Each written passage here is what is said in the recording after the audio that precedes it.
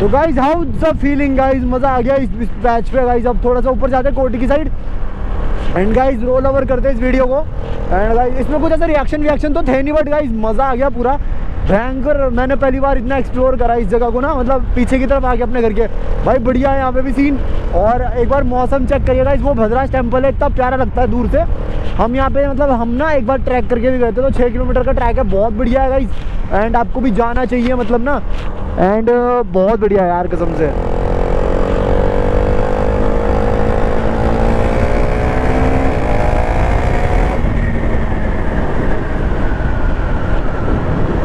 थोड़ा सा ना यहाँ इधर की साइड ना यही दिक्कत है कि थोड़ा गांव वाला एरिया है, तो तुम यहाँ अगर पेलोगे और किसी के हाथ में पकड़े गए तो गाइस बहुत ही गंदा ठुकान हो जाएगा तुम्हारा, समझ रहे हो।